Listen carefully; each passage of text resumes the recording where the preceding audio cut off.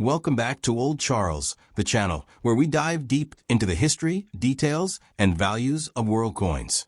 Today, we're talking about a fascinating small but mighty coin, the United States 1 dime from 1969. At first glance, it looks just like any other Roosevelt dime in your change. But there's much more to it when we explore its history, design, and potential value in today's collector's market. The Roosevelt dime was first introduced in 1946, just 1 year after President Franklin D. Roosevelt's death. Roosevelt was chosen for the dime because of his leadership during World War II and also because of his connection to the March of Dimes campaign, which helped raise money to fight polio. Now, fast forward to 1969. This was a significant time in U.S. history. The nation was in the middle of the Vietnam War, and the Apollo 11 moon landing would happen that very year. Coins from this era carry a special historical context, being part of a time when America was undergoing massive social and technological changes. WY 1965, the U.S. Mint had already removed silver from circulating dimes. That means that by 1969, the dimes were made of a copper-nickel-clad composition, an outer layer of 75% copper and 25% nickel bonded to a pure copper core. The coin weighs 2.27 grams and has a diameter of 17.9 millimeters with a reeded edge. The 1969 dime continued the Roosevelt series design, with President Roosevelt's profile on the obverse, designed by John R. Sinek, and the reverse featuring the torch, olive branch, and oak branch, symbolizing liberty, peace, and strength. In 1969, the U.S. Mint produced dimes at 3 different locations: Philadelphia Mint, no mint mark, ***, over 145 million pieces; Denver Mint, D mint mark, ***, more than 563 million pieces; San Francisco Mint, S mint mark, proof coins only, ***, around 2.9 million proofs. So, the Denver Mint produced the highest number of coins, making the 1969 D dime the most common. The Philadelphia and proof issues are also relatively easy to find, though proof coins were made specifically for collectors and never intended for circulation. The 1969 dime was primarily a workhorse coin.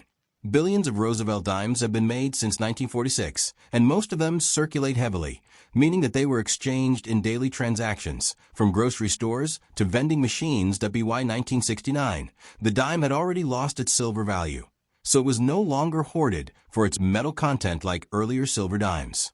Instead, it served its role as a standard piece of small change. When it comes to value, condition is everything.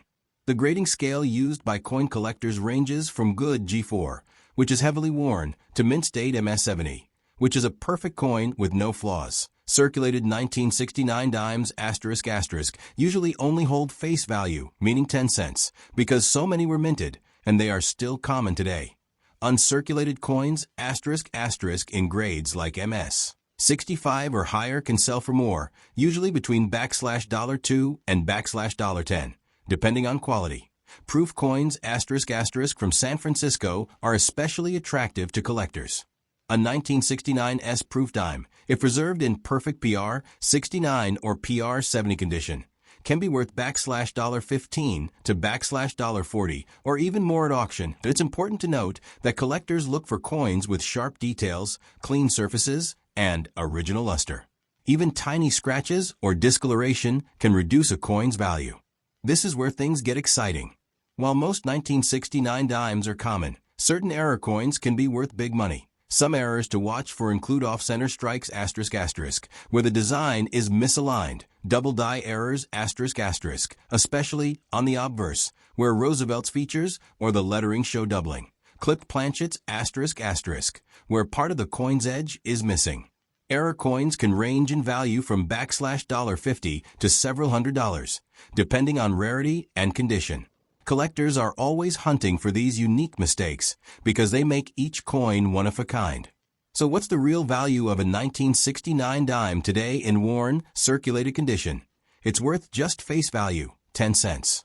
In average uncirculated condition, around $2 to $5 in high mint state condition. Prices can reach $20 to $50 for premium examples.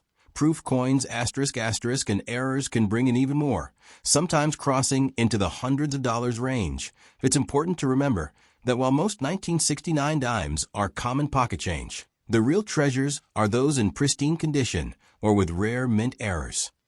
To sum it up, the 1969 Roosevelt dime is a small piece of American history, representing an era of huge national events and the continuing legacy of President Franklin D. Roosevelt.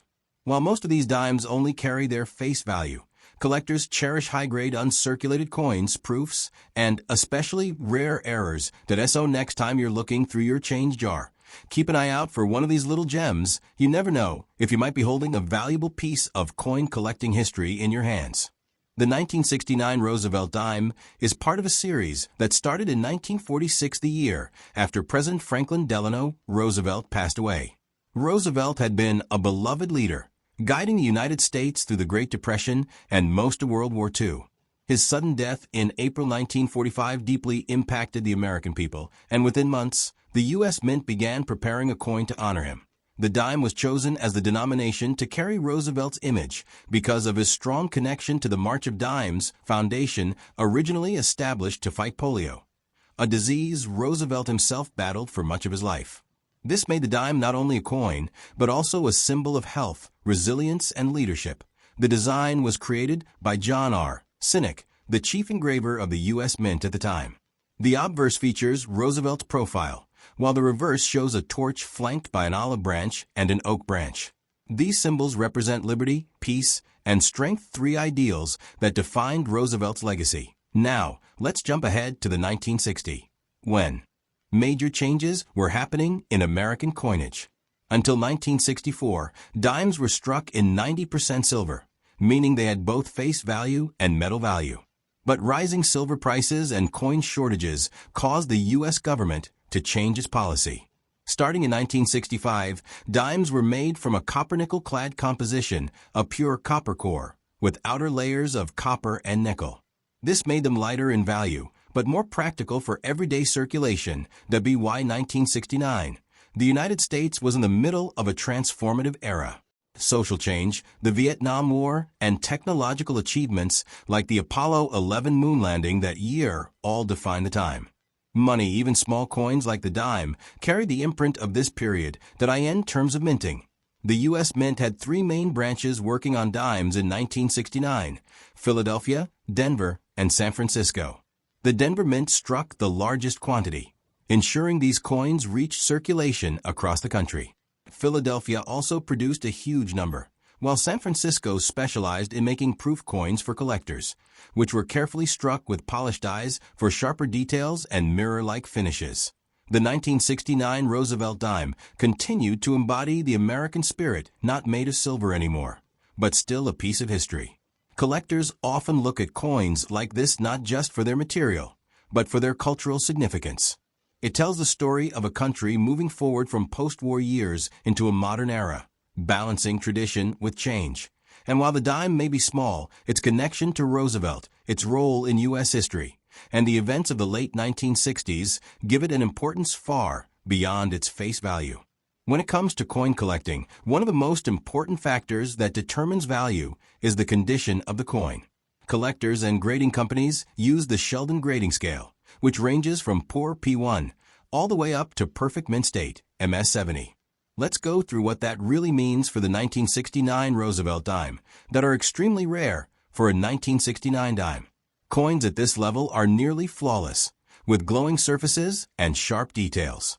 These can bring $50 to $200 or more, especially at auction. Proof coins are a special case. They were never intended for circulation and were struck at the San Francisco Mint with polished dies and specially prepared planchets.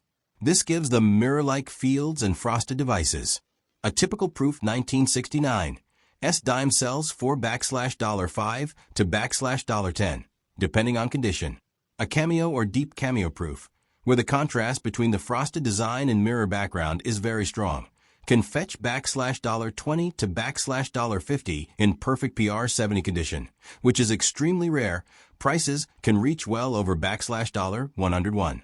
Luster, a coin's shine or brilliance. which fades with circulation. Collectors prefer dimes with original mint luster, intact .2. Strike quality. Some coins were weakly struck at the mint, so details look soft even if the coin is uncirculated.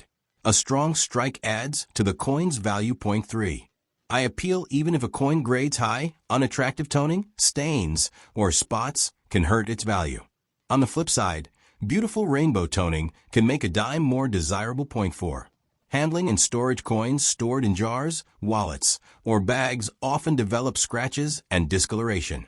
Proper storage in holders or albums helps preserve their condition.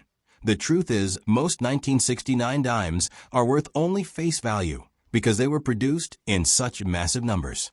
But collectors pay attention to the best of the best. High-grade mint state examples and proof coins are scarce compared to the billions of circulated ones, and that's what makes them valuable. So, if you find a 1969 dime in your change, it's probably worth only 10 cents. But if you come across one that looks brand new, with no wear and strong luster, it may be worth much more. And if it's a proof coin or has a rare error, its value can jump even higher.